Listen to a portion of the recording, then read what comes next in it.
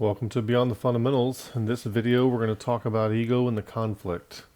And we're going to be in Acts chapter 18. In this series on Sunday mornings, we are going through the book of Acts, verse by verse, you could say, or passage by passage, or concept by concept, but we are working our way through the book of Acts. In this passage, we've come across a place where somebody's trying to oppose Paul. They have a conflict with Paul, and this is a good opportunity to see how some people handle conflict, and specifically how they handle conflict from an egoic position. So in this session, we're going to take this opportunity in this passage in Acts chapter 18 to look at the egoic position that handles conflict. Now, when I'm talking about conflict, the things that I see in this passage remind me of all kinds of conflict that I've seen in churches, in organizations, in the military. And when I was a company commander twice when I was in the Army, and the disputes between husbands and wives. There's a pattern to unhealthy conflict or egoic conflict, and there is a pattern to healthy conflict. What we want to do today is take a look at what that pattern is so that you can evaluate yourself to see how you are handling conflict. Okay? Now this should be a lot of fun. We have our vision statement, which I think many of you have seen before. We really want to facilitate growth beyond what is available in the epidemic of dysfunctional institutional church models and to increase the individual's capacity for love, meaning, connectedness, and agency. And as you know, what you hear here, there aren't other people talking about what we're talking about from a Christian perspective. And we really appreciate those who generously support this place to make it possible. If you would like to join in on that and help create time, space, and resources to make more content like this possible and the other content that we do, we're at PayPal at Kevin@BeyondTheFundamentals.com and Venmo at Kevin-Thompson-418. We are also on Facebook. You want to go follow us there, Beyond the Fundamentals. Remember to like, subscribe, and share these videos and hit the bell icon so that you're notified of future videos. Those things are pretty important. They help boost our rankings as well. So now we want to go straight to the passage that we're looking at. We're in Acts chapter 18. And Paul, he departed thence and went into a certain man's house named Justus, one that worshipped God, whose house joined hard to the synagogue. So he has this dispute with some Jews, and then he's now in league with this guy that's right next to the synagogue. So you can imagine the frustration to where they can't get rid of this guy. They just can't get rid of this Paul guy. He's just everywhere. And Crispus, the chief ruler of the synagogue. Now, what you're going to notice in this passage is that apparently the chief ruler of the synagogue changes from Crispus to Sosthenes, or Crispus and Sosthenes are the same person, two different names for the same person, which is kind of a norm in Scripture. Okay? If you look at Acts chapter 1, the guy that they were getting to replace Judas, he had like three names: Simon, Peter, Cephas. All right. Thomas called Didymus. There's Sergius Paulus. There's all kind of Paul and Saul. What I meant to say. There's all sorts of people with various different names through Scripture. All right. So it could be the same guy. Could be two different guys. I don't think it's that big of a deal. And Crispus, the chief ruler of the synagogue, believed on the Lord with all his house, and many of the Corinthians hearing believed and were baptized. So you could imagine that the Jews who were not happy with Paul infiltrating the synagogue, as he was wont to do, now he has the chief ruler of the synagogue who has now believed on the Lord. Imagine the tensions there, the social tensions with all this. Then spake the Lord to Paul in the night by a vision, Be not afraid, but speak and hold not thy peace. Now, remember, Paul has been through some things. You can get a summary of what Paul has been through in the 2 Corinthians chapter 11, in the last few verses of that chapter. the second half of the chapter, really. He really goes through a lot of things that he's been through. He's been beat with a cat of nine tails 39 times, 5 times, 39 stripes 5 times. He's been stoned and left for dead. That just happened back in Acts 14. A lot of things that happen to Paul, in perils in the sea, in perils among false brethren, all kinds of things happening to Paul. So this is probably pretty reassuring to Paul when the Lord tells him, "Be not afraid, but speak and hold not thy peace." And Paul and I also talked about this as we Christians grow and develop. I've wondered myself if it's more of a hindrance than a help to have a YouTube channel, because I find that there are some things that I want to explore into, but I don't know another word than to say that I'm just afraid to say it because I'm not sure how it will be received, that sort of thing. And also, I'm not exactly sure if I'm landing in a particular place or if that's really what I mean, and I would need Rule Omega to be able to explore some thoughts out loud. And so if I was with people, if I was in a psychologically and emotionally safe place, I might be able to speak more freely than to an audience which is to a greater extent hostile in the comment section than they are friendly. Although there are a lot of friendlies out there, and I appreciate you guys. So this is also encouraging. Maybe I can spiritualize this and use this for me to try to speak out and say what I'm really seeing instead of holding back for the sake of the naysayers out there, because I really want to drive forward and I really want to help pave the way for some of you who need some solidarity. I know some of y'all are growing as well and you're transforming as well, and there's nobody else out there that's like officially teaching and preaching the things that we are seeing and transforming into as we get closer to Christ. And so it might create some solidarity for some of us if I would just come out and say these things. So pray for me as I work on that. So the Lord tells him, "For I am with thee, and no man shall set on thee to hurt thee. I have much people in this city." And we talked about that at length in previous sessions, so I'm not going to get into that right now. And he continued there a year and 6 months, teaching the word of God among them. So you can imagine that some of the Jews who weren't super happy with him before, now he's in league with this guy whose house is right next to the synagogue. The chief ruler of the synagogue is believing on the Lord, and now he's there for a year and 6 months teaching the word of God among them. So you can imagine the unrest and the dissatisfaction that the Jews are having with these people during this time. And when Gallio was deputy of Achaia, now what does this tell us? This is a couple things. This is actually happening at a real place in history. And there's a real guy named Gallio. Now I'm going to go to a map here, if I can find Paul's second missionary journey. Achaia is right over here. Over here, we would call this area Greece. And so with Sparta, Centria, if you've lived in Italy for 2 years like I have, Athens, Delphi, all these places, Achaia, okay? Achaia is what he's talking about, this yellow area over here. And there's a guy named Gallio. And you can imagine what's going on there, what that scene looks like. And when Gallio was deputy of Achaia, the Jews made insurrection with one accord against Paul and brought him to the judgment seat. So it's been a year and 6 months, and finally they've wrangled up enough angst and anger in a mob to bring Paul to the judgment seat, and they're bringing him to Gallio, the deputy of Achaia. Now, notice that we are not in Israel. We are outside of Israel. We're in Achaia. We are in Greece. All right? Alexander the Great, who Hellenized the whole place and has everybody speaking Greek, was from Greece. Okay? And then, of course, the Romans are in charge now. But everything that they have, they owe to the Hellenization pretty much. So Greece is one of the centers of what you might just call secularism, for lack of a better term. Jews are just one of multiple kinds of people. So they're not in Jerusalem, they're not in friendly territory.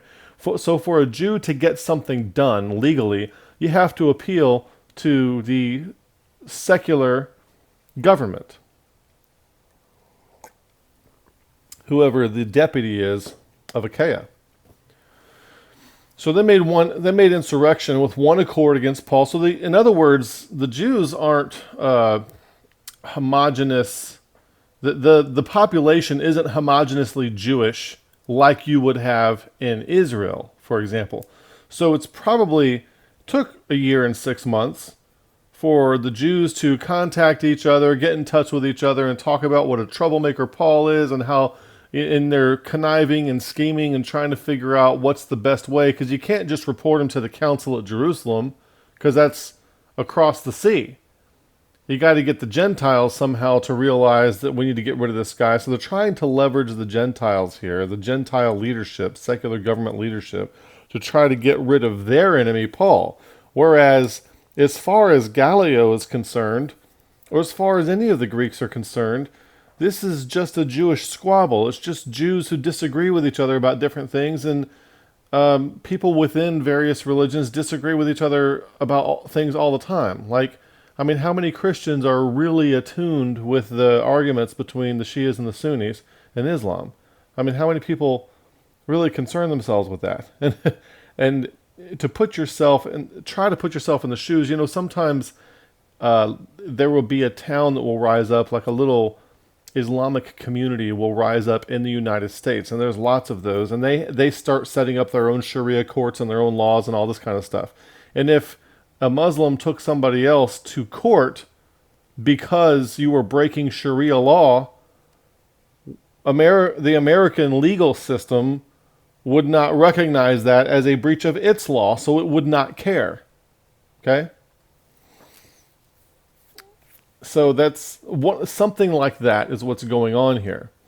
The Jews have their own religious laws, and Gallio's like, it's not my job to enforce your laws. I really don't care. I don't care about any of that stuff. If you break my laws, or if you cause disorder, something like that, now we're talking. So they brought him to the judgment seat, saying, "This fellow persuadeth men to worship God contrary to the law." Now it's not clear here, even after this part over here, it's not clear if they're talking about breaking their own Jewish law, or if they're also trying to say that, hey, they're putting Jesus Christ above Caesar. You know, maybe they're taking that angle. I don't know. The text doesn't say exactly in this particular case. In some of the cases it does, in this one it doesn't. But it kind of sounds like they're only talking about their own law. It says, "And when Paul was now about to open his mouth, Gallio said unto the Jews, If it were a matter of wrong or wicked lewdness, O ye Jews, reason would that I should bear with you." In other words, if this guy was causing a disruption and causing disorder, as far as I am concerned, as making sure there's order around here, I would care. But if it be a question about words and names and of your law, look ye to it, for I will be no judge of such matters. You guys take care of that. I don't care. Now, the problem is this. The problem is Paul, unlike other Jews, because, see, the Jews were a conquered people, and at this point in time. And unlike some other Jews, Paul is also a Roman citizen. So even though you have your own Jewish laws that say maybe you can or can't do something to somebody, they cannot just bust up and do something to a Roman citizen. See, Paul is also a Roman citizen. And that's a problem. So they have to appeal to a Roman authority, a Roman recognized authority, in order to do something to Paul that had any kind of finality to it. Right? So Paul's about to open his mouth. It would have been really interesting, though, if we could get a glimpse into what Paul was going to say there. It'd be interesting. So he says, if it be a question of words and names and of your law, which tells me that it kind of sounds like they're complaining about breaches of their own law, not necessarily Caesar or the Roman law or the Greek law. But if it be a question about words, names, and of your law, look ye to it, for I will be no judge of such matters. And he drave them from the judgment seat. Get out. Then all the Greeks took Sosthenes, the chief ruler of the synagogue, and beat him before the judgment seat. And Gallio cared for none of those things. And after this tarried there, Paul after this tarried there yet a good while, and then took his leave of the brethren, and sailed thence into Syria, and with him Priscilla and Aquila, having shorn his head in Cenchrea, for he had a vow.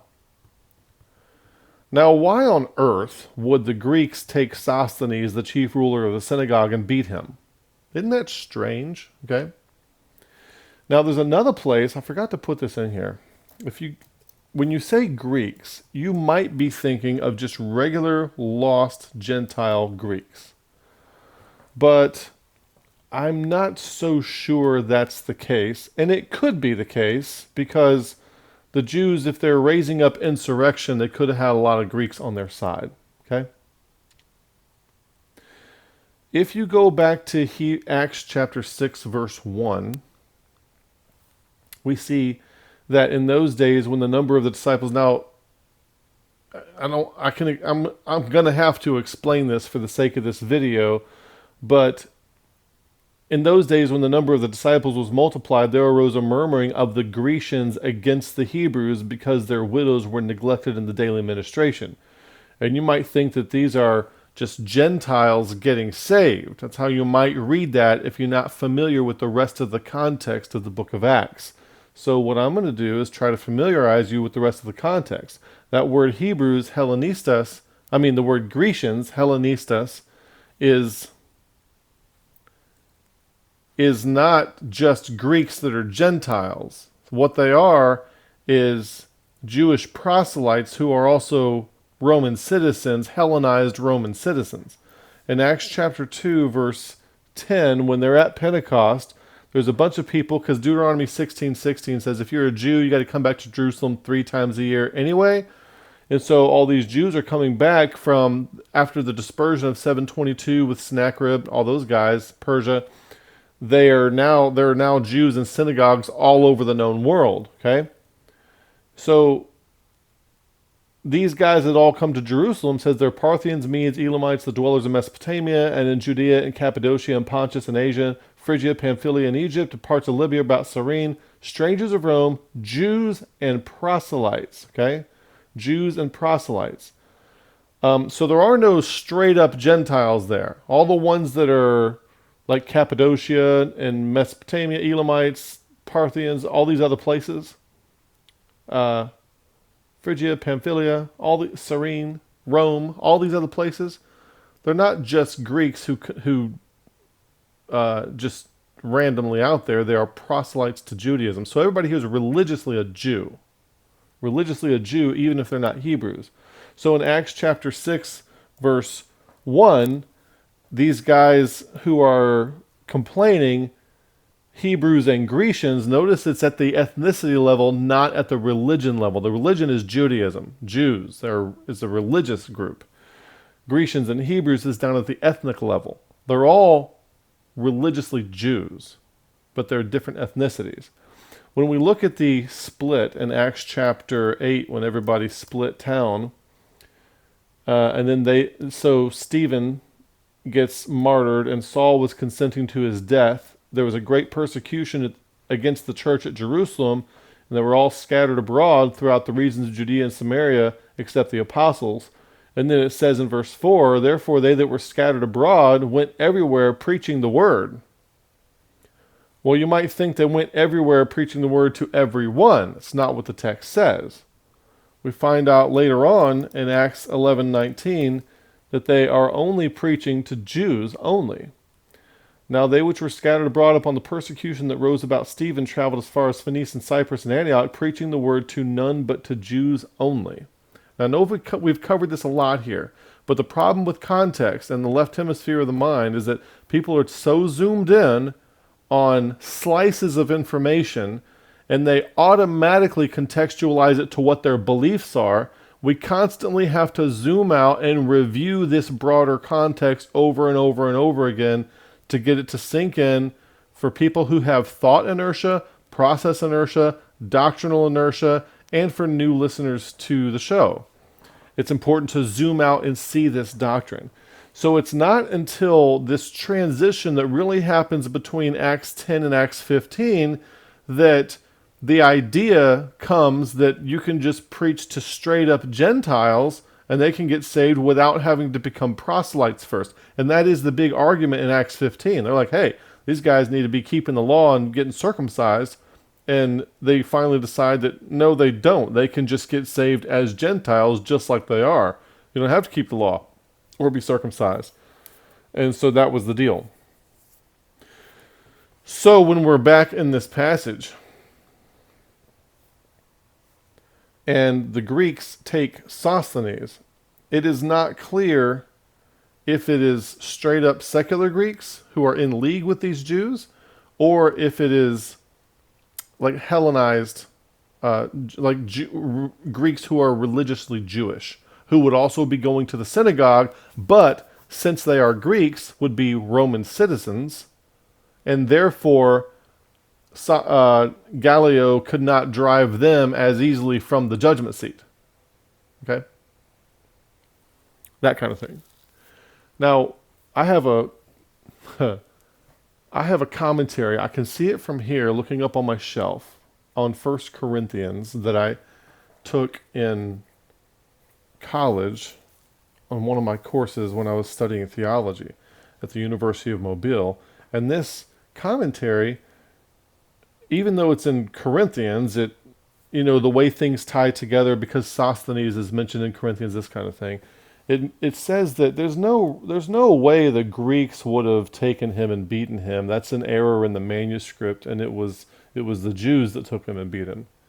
Because 2,000 years later, we know that. We just know that. And so that's wrong. Since we can't think of a reason why they would do that, then that's an error in the manuscript, and the Jews did it. And that is, that's rhetorically.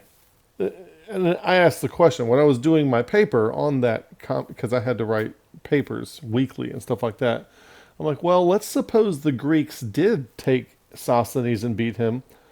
How else would we know it? How else would they convey that the Greeks did it other than say it? What should they have said to let us know that the Greeks were the ones that beat Sosthenes? Okay? So it's either Jewish proselytes who, because they are Roman citizens, have a reason to continue standing before Gallio, or it's straight up Greek Gentiles who are not proselytes and are unsaved, but are in league with the Jews and are trying to help them by showing what a terrible problem the Jews are. And then they take Sosthenes and they beat him before the judgment seat. And that's, on the surface, you're like, why on earth would you do that? What purpose does that serve? And so I'm going to speculate with you a little bit. And when we start looking at the ego relationship here, this is probably going to stand out to you more, okay? They are probably trying to show Gallio that as Roman citizens, because one way or another, whether they're Jews or not, whether they're proselytes or not, they are Roman citizens. Sosthenes allowing Paul to be there for 1 year and 6 months is causing us such a problem that we are going to mete out some punishment on him. Now, the equivalent to this would be, if, like in a divorce custody case, if a wife was complaining to the judge of the husband's actions, she might do something detrimental to the kids to show what an awful effect the husband, the father is having. Or a particular political party might want to let the kids starve and not have school lunches just to make a point, to try to say the other one's doing it. That kind of thing. And it's really that stupid, where they're trying to make the point that Paul is a problem, but they are taking Sosthenes and beating him. And it's like the Oedipus complex devouring mother, and it doesn't necessarily have to be mother, but the devouring parent who is willing to use their own kids as leverage in order to make some kind of point for the sake of conflict resolution, like a very unhealthy kind of conflict resolution, is the kind of thing that I think is going on here. So then Paul tarried there yet a good while, and then took his leave of the brethren, and sailed thence to Syria, and with him Priscilla and Aquila, having shorn his head, contrite for he had a vow. Now, I'm going to break down this narrative into these segments. There is a conflict here, and I hope that you can use this, you can understand this in other conflicts, and I want you to understand the difference between the ego and the authentic self, and how you can spot these kinds of things. It'll start to stand out to you more and more, but you have to live in this idea. You can't just, we're so used to just learning propositions that we can recite back on a test that we don't ever embody the wisdom of any propositions. We don't feel like we have to. We feel like that if I can tell you something and you can understand the concept, that's all there is to it. But you really have to, like this whole concept of the ego and the authentic versus the authentic self. You have to kind of live in that space for a while to embody the wisdom of it and go through some practices to help you practically separate the ego from the authentic self. You can never kill the ego. You can never get rid of the ego. As a matter of fact, no matter what level of enlightenment you may or may not be on, you need the ego to interface with the world around you, right? But you want to be in proper relationship to it. And just because you have to have an ego doesn't mean you have to be egoic, all right? And by that, I'm not necessarily saying,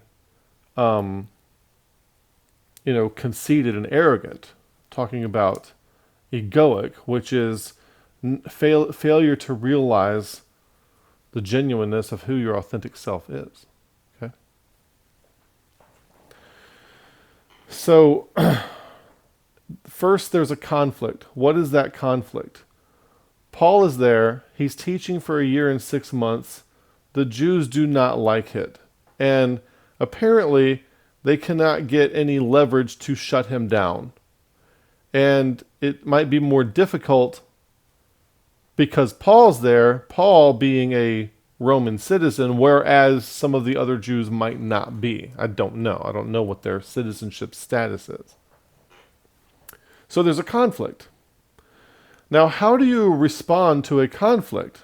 So what you have typically from the ego, you have a false accusation.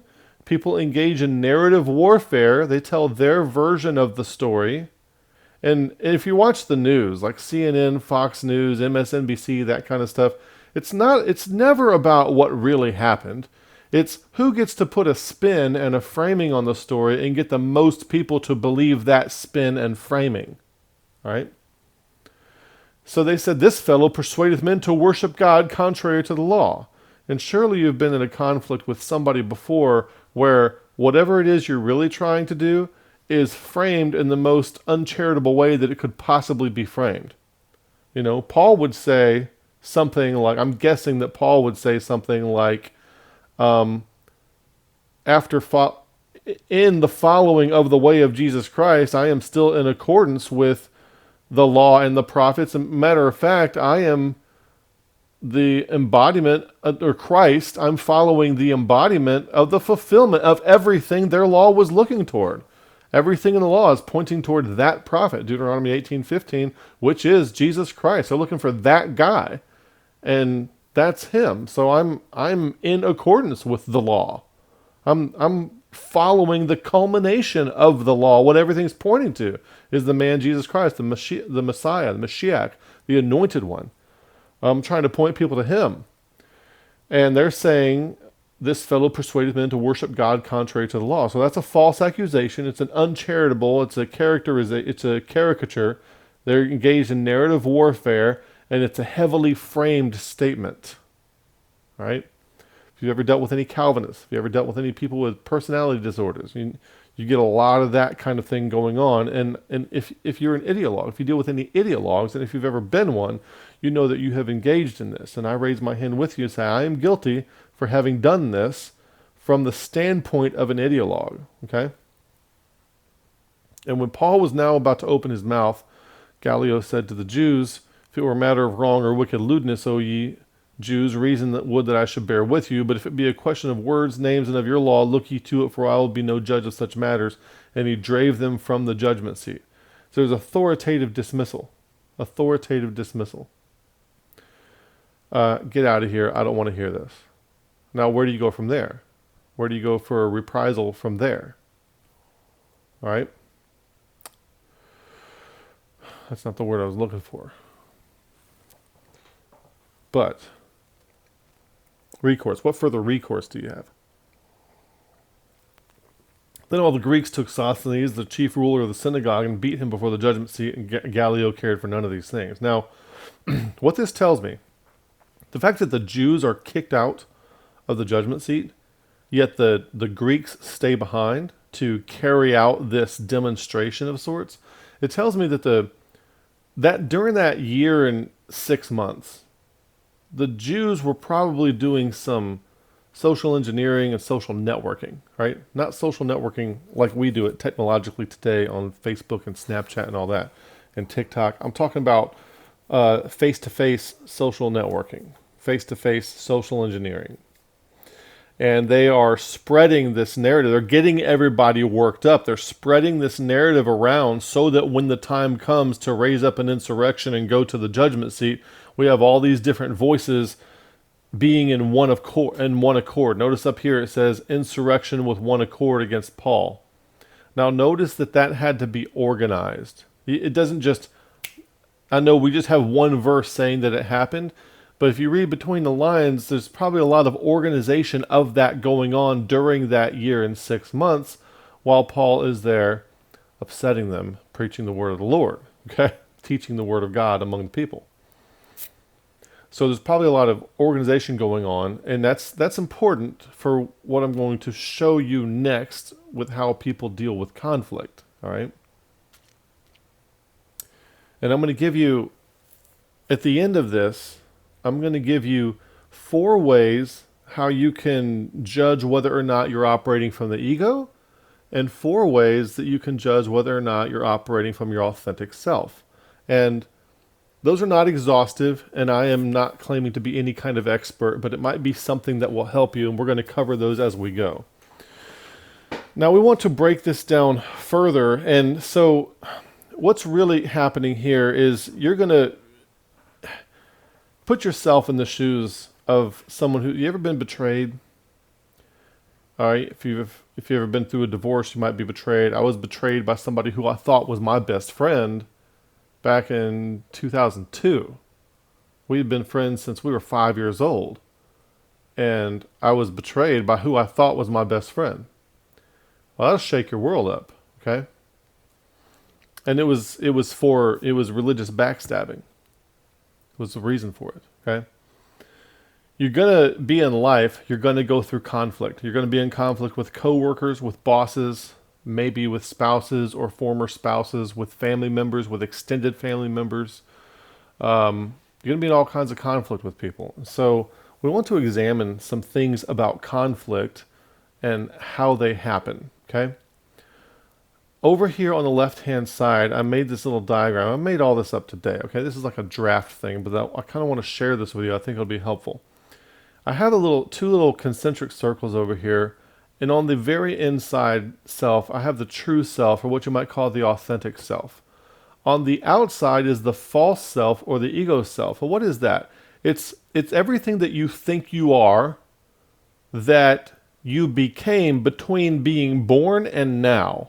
Okay, everything associated with your body that you think you are now. Maybe you're fat, maybe you're muscular and fit, maybe you have diabetes, maybe you have cancer. None of those things are you, okay? Your body is not you. Your cells are replaced. They say every cell in your body is replaced every 7 years, all right? I'm not a doctor. I don't know that experientially myself, but that's what I'm told. So even the body you were born with isn't the same one that you have now. So it is not you. You are not your beliefs. You are not your emotions. You are not your experiences. You are not your skills. You are not your habits. You are not your family. There's so many. You are not the thoughts in your head. When you close your eyes and all these thoughts are running through your head when you're trying to go to sleep at night, those are not you. Okay? Those are coming from your pet ape. Okay? Marshall Davis talks about, when he talks about the difference between his authentic self and his ego self, the Bible's word for the body, sarx. He says, my body and my ego, that whole thing is my pet ape, sarx. He's named it sarx. And I think that's a very good way to help, just a way to observe yourself, your ego self, as not the authentic you. The non-judgmental witness that's behind those eyes. Okay? So the false ego self is constantly preoccupied with a couple of things that are external to you: circumstances and external perceptions. You're blaming everything on circumstances, and you think, if only my circumstances were better, then things would be better for me. If only my Powerball ticket would finally win this time, that would solve all of my problems, okay? Well, you're not in touch with your authentic self, because your authentic self's problems are already all solved, right? And then external perceptions. You care what people think about you. And these clowns up here, they cared about what Galileo thought of everything. They cared about Galileo thought. And all these Jews cared. They had to do all this networking for a year and 6 months to organize this insurrection. They had to care what people think, and they're willing to engage in false accusations, narrative warfare, and negative framing and spinning in order to manufacture and manipulate what people think to get it like they want. Because the ego, you can have a group ego as well as an individual ego. So that sort of thing is going on. Now, if you are in the ego and you care what people think in your perceptions, right? I'm going to introduce this word, and that is the degree to which you are in the ego is the degree to which you lack virtue and authenticity. And if you lack virtue and authenticity, you will attempt to proxy it for your ego. And there are a few ways that you can do this. And the main one that I've talked about over the past few years is when people substitute victim status for virtue. Victim status for virtue. Let me give you a couple examples that you probably heard quite a few times yourself. You ever heard of the abused women and children, right? Abused women and children. If you hear of a wife that's been abused by her husband, and she's got a broken arm and a black eye, and she's missing a patch of hair, we tend to automatically assign virtue to her. Because first of all, we assign virtue to motherhood. We assign virtue to somebody who is the underdog. Like in a physical fight, typically, the female will be the underdog. So we assign virtue to these things, and when we see somebody they're beat up like that, we tend to assign them virtue. But there's a lot of things you don't know. Like, she could also be running a child porn ring. She might also be beating the kids. What if the husband walked in and saw her like burning the kid's hands on the stove and then lost his mind and started slapping her around? You see? Or what if she walked in drunk and high and started hitting him, and then he kind of lost it, started hitting her back? You see, you never know the circumstances on these things. And if you just hear a quick little abused women, abused children, you automatically have a villain and a good guy, and you assign virtue to the good guy. But the good guy might not be all that virtuous. Now, the biggest thing is for you to realize this about yourself. When you paint yourself as a victim, like, I really had to get out of that situation because that job was just terrible to me. Well, maybe it was, but maybe you were also a crappy employee. Maybe you don't deserve the elevated status that you assigned to yourself. I just had to get away from that spouse because they were just so horrible. Maybe they were, but you're probably pretty horrible too. All right? Just because you've been victimized by somebody does not mean that you are virtuous. You hear this a lot in politics. You'll hear that somebody, and the the big one that I used to hear a lot was people who walked in the march to Selma for the civil rights. Okay, and people automatically assign virtue to that. And then when you hear that somebody got attacked with police dogs and fire hoses because they were involved with some of that activity, you might automatically assign virtue to that. But just because somebody's victimized, which is terrible, and they should not be victimized, that's terrible, but they could also be some kind of, crazy rapist or child molester or murderer or serial killer or something else. You never know. You never know about people. So just because somebody is victimized does not make them any more virtuous. So I want you to reprogram your mind about yourself and about everything that you hear in society. Just because somebody is getting victimized does not make them virtuous necessarily. Now it also doesn't mean that they should be victimized either. I'm not saying that. I'm not saying that the victimization is justified. I'm just saying that being victimized doesn't make a person virtuous or innocent. But in our minds, we tend to attribute. So what happens is a little shell game here is when there is a lack of virtue, if I can paint myself as a martyr or a victim, then that tends to substitute for some kind of virtue.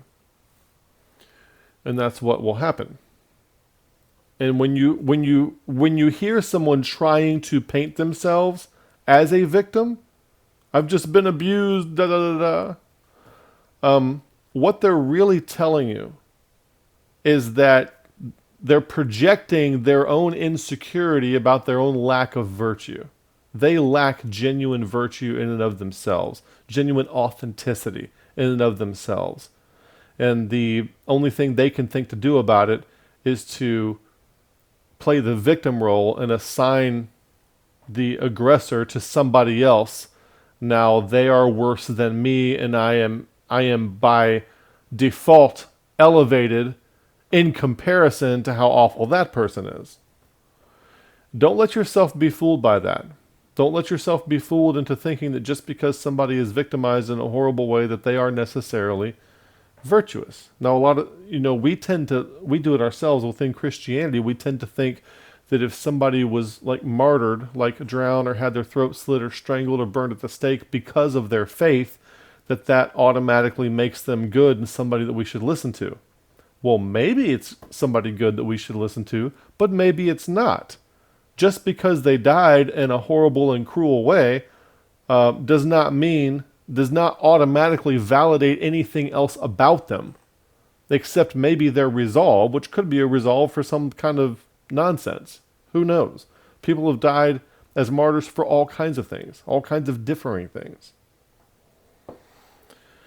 So that's a real big one that I want to stand out to you. The person who is in the ego, when they are trying to paint themselves as some kind of victim, they are projecting their own insecurities about their own lack of virtue. Happens in politics, happens in arguments, happens in every kind of conflict you can think of.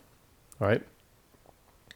So now, that person who lacks virtue, they will attempt to proxy for it by their ego by doing some of these things. Now also, my wife thought this was confusing, and probably rightly so, that I have something over here on the left that results in all this stuff over here on the right, and it has its own header.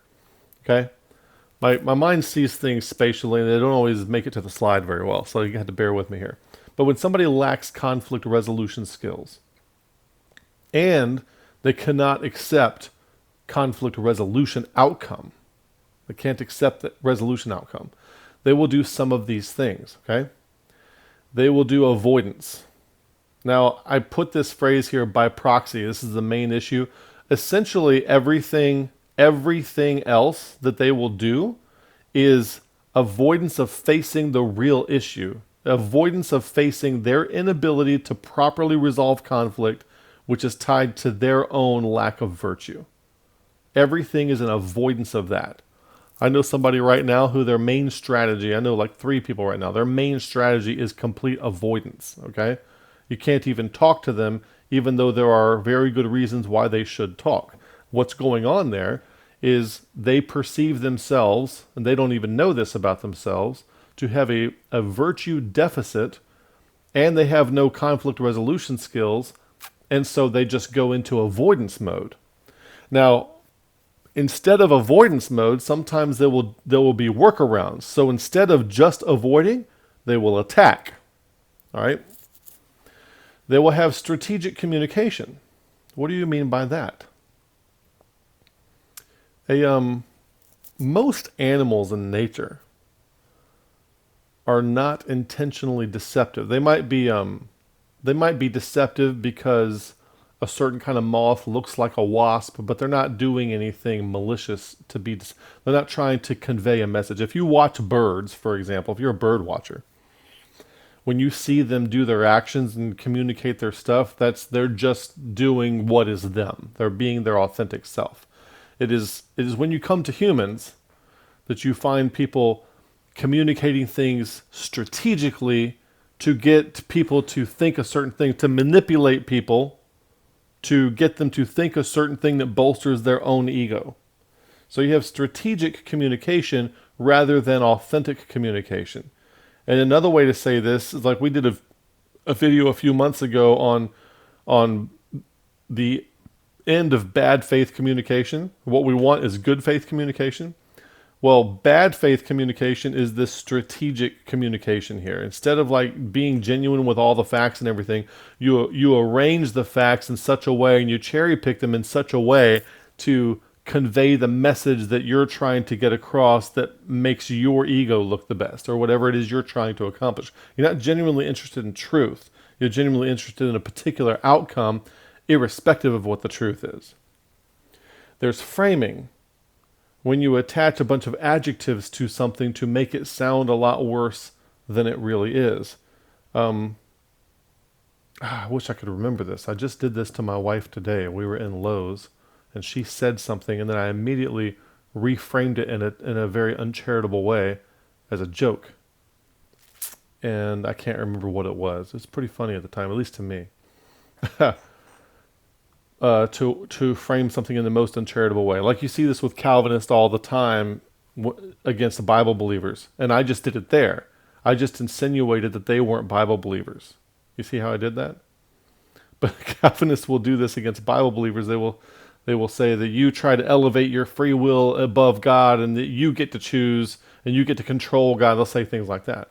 The framing of it, it's the most uncharitable framing that you can think of. And then there's narrative warfare. And you see this a lot in the news where it's not really what happened. It's about whose version of the story can get believed the most. They're going to play the martyr. Oh, poor me, I've just been killed by this. And that's, most of these are all overlapping in some way with the other ones, okay? They're going to play the martyr. They're going to substitute victim status for virtue. That happens a lot. And that's the biggest one, in my opinion, that slips under the radar of most people, even for themselves, that they don't realize this is happening. And I think a lot of this happens by default. I don't think people mean to convey things this way. They just do. They don't realize they're misrepresenting things. They'll go for character assassination. They have externally focused, try to just vilify you and make you out to be the devil to as many people as possible. Kind of like these Jews did, probably when Paul was doing the year and 6 months here and they rose up with insurrection with one accord, they probably were out conducting a year and 6 months worth of character assassination against Paul to all these other people. You have externally focused accusations, externally focused narrative. Why? Because you're concerned with circumstances and perceptions of other people.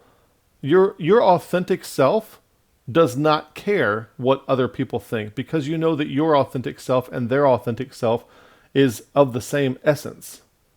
So you don't care what other people's egos think. But when you operate in the ego, everything is external circumstances, external perceptions. So you're going to have externally focused accusations and narratives. You're going to have appeals to the public.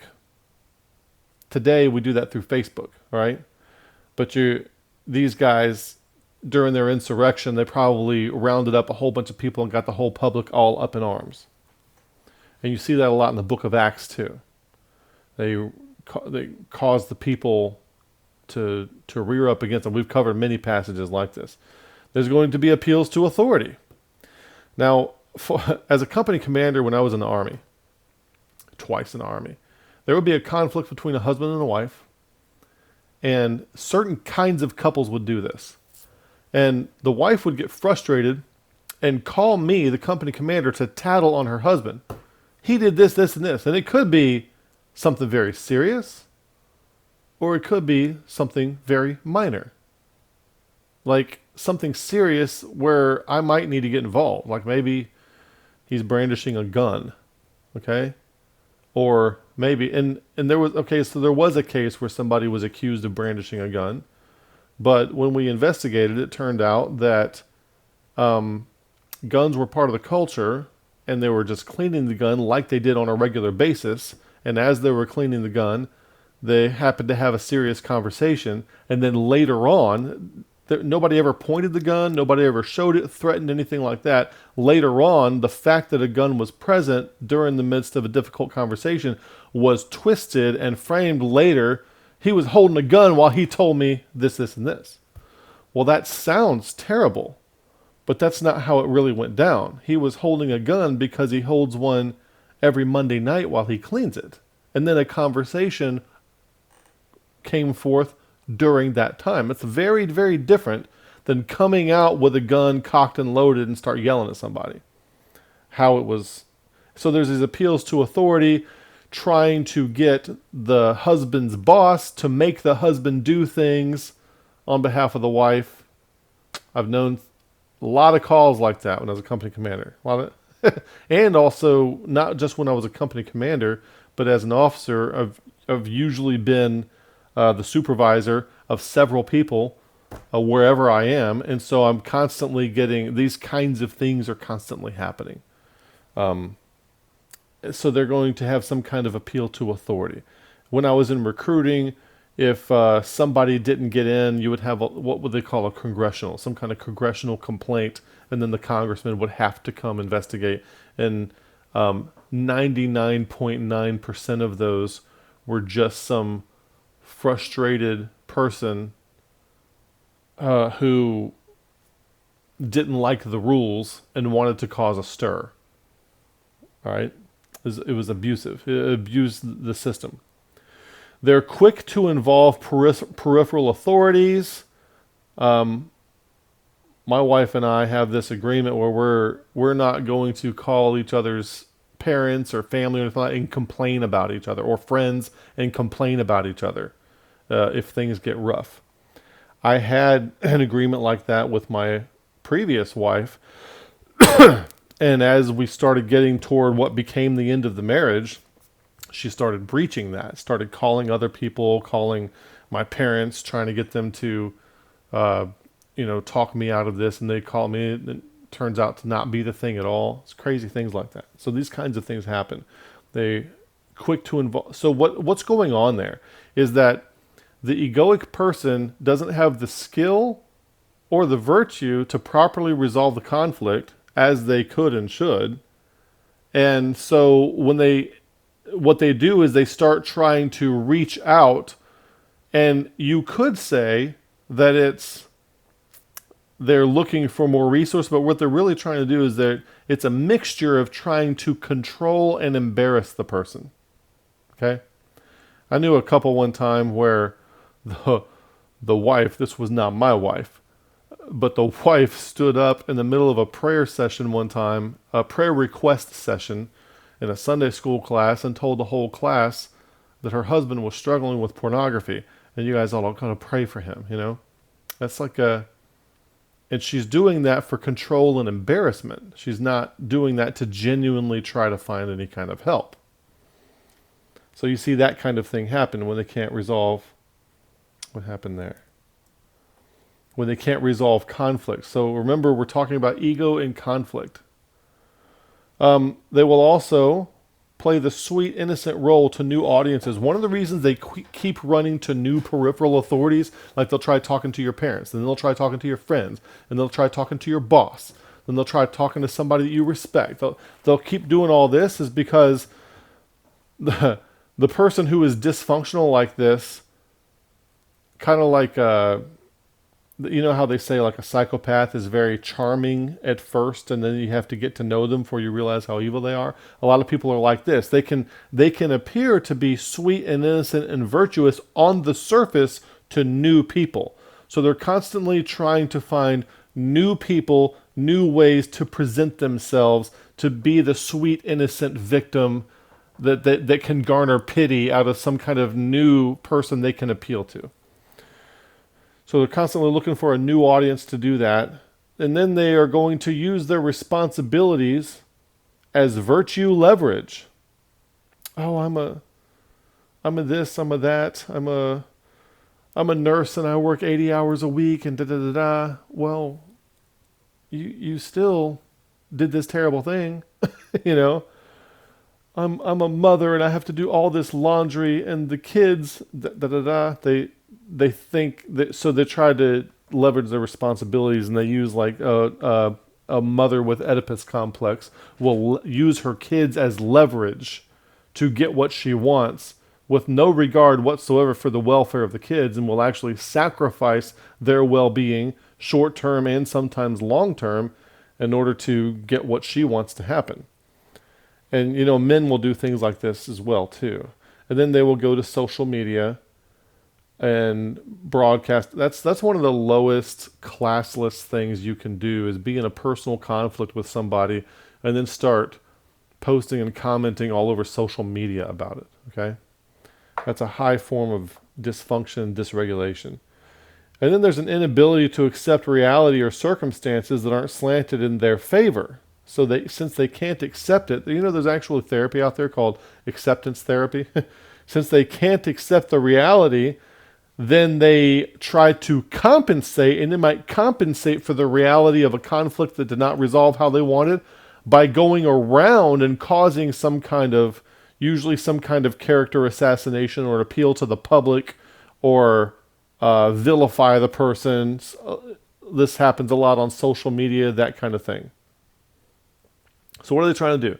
They're trying to get their circumstances to be perceived, other people, in the favor of their ego by as many external entities as possible. They need a lot of external validation because they don't have any internal validation. So they're constantly trying to get the circumstances to be perceived in the favor of their ego by as many external entities as possible.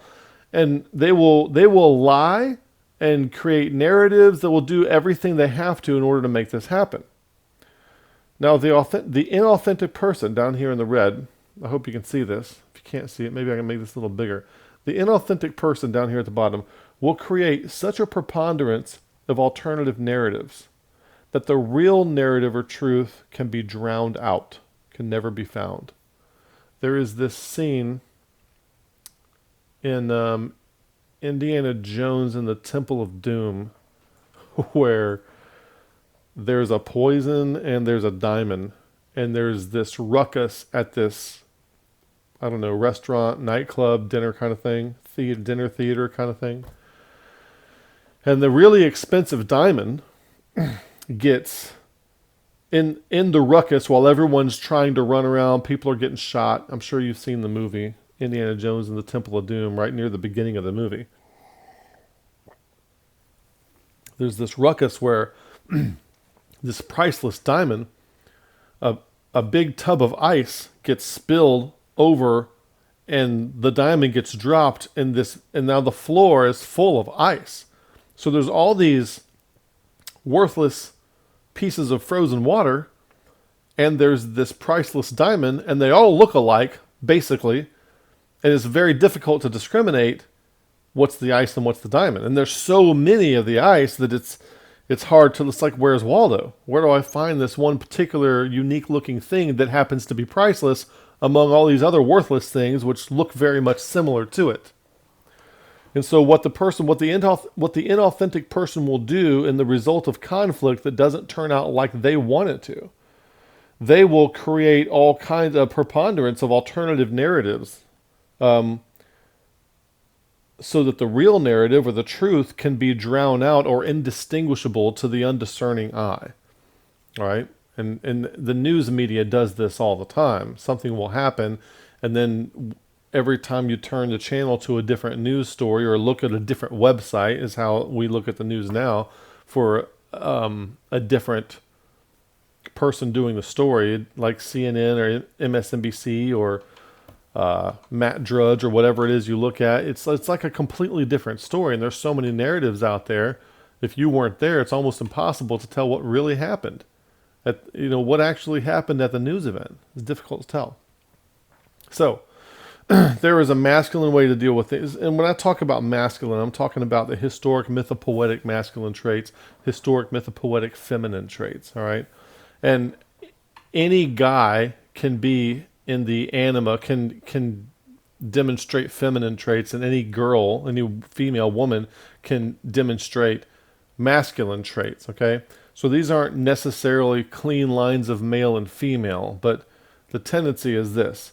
The masculine trait, if you are mature, masculine trait, is to either resolve the conflict or part ways. Now that's the same for the feminine trait. If you're mature, you either resolve the conflict or you part ways if you're mature. If you're immature, a frustrated man will tend toward physical violence to override the conflict status. This isn't going how I want it to go. We're going to have a fist fight. So one of them starts using you can see, guys fighting in the bar. Something doesn't go the way they want it to. Now they're going to resort to brute force to settle the issue. All right. So they're going to override the conflict status using physical brute force. Now, as brutal as that might sound, that is actually not as bad as what the immature feminine trait is. The immature feminine trait, frustrated women will tend toward character assassination and reputation destruction. They will avoid and work around the conflict status. They're not going to face it directly with brute force. It's all about avoidance and work around. And again, men can do this too. Men can be in the anima, and they can do this as well.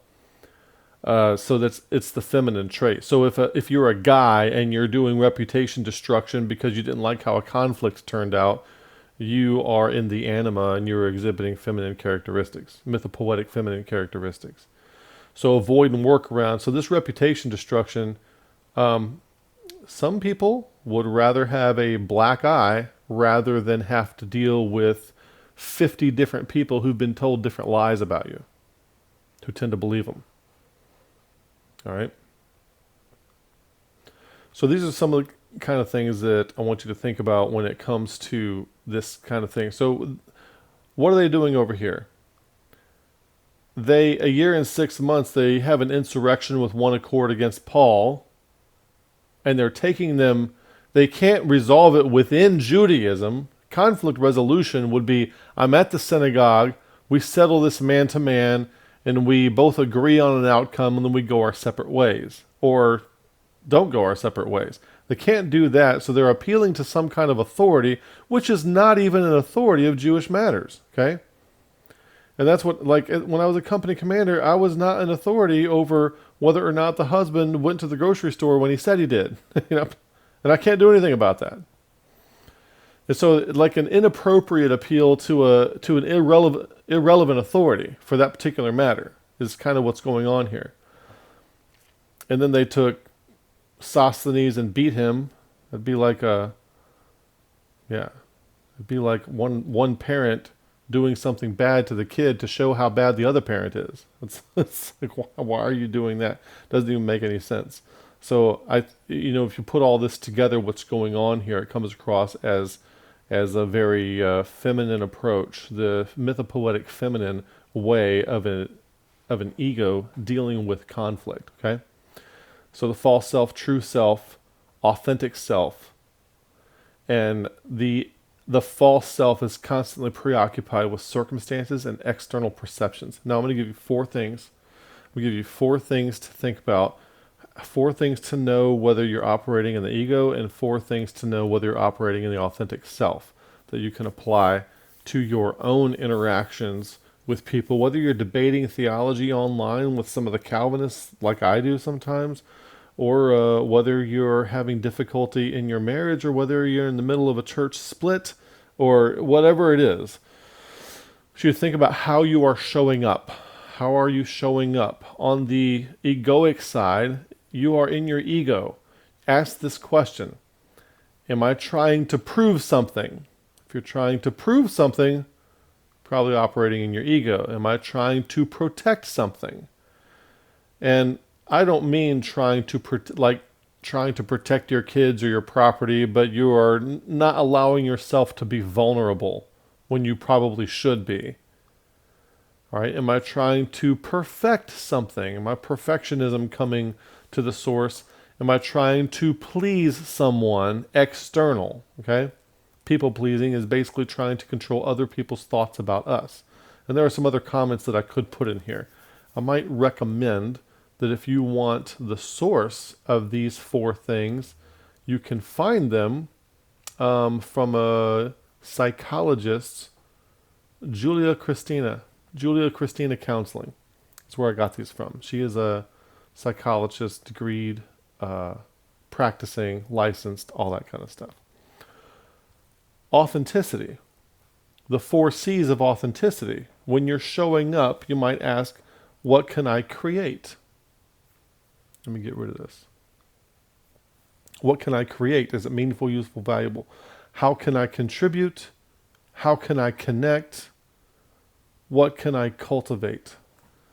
Now, I'm sure somebody will be able to come up with exceptions or whatever, and that's not the way I want you to relate to this. This is to generate, this is to provoke thought about how you are showing up.